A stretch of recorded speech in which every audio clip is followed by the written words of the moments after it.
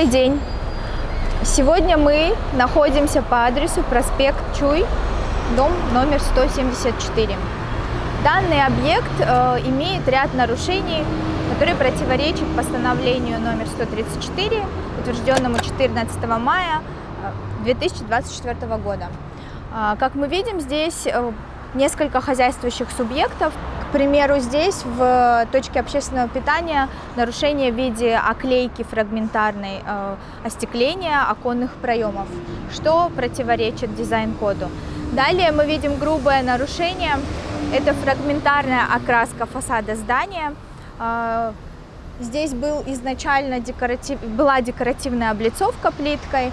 Данный хозяйствующий субъект без разрешительных документов окрасил только свою часть фасада здания в черный цвет. Далее, как вы видите, есть ряд нарушений в виде кронштейнов, дополнительных информационных и рекламных конструкций. Все рекламные информационные конструкции, вывески, они должны располагаться по одной осевой линии, без подложки, согласно дизайн-коду.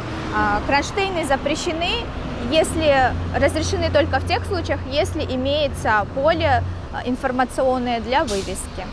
На данном этапе проведена разъяснительная беседа, выданы уведомления всем хозяйствующим субъектам для того, чтобы они обратились на паспорт фасада здания, согласно которому хозяйствующие субъекты могут размещать свои вывески, информационные, рекламные конструкции, дополнительное оборудование, это кондиционеры. К примеру, там дальше у точки общественного питания все вытяжки, вентиляционная система, она вся наружного монтажа, что тоже противоречит постановлению.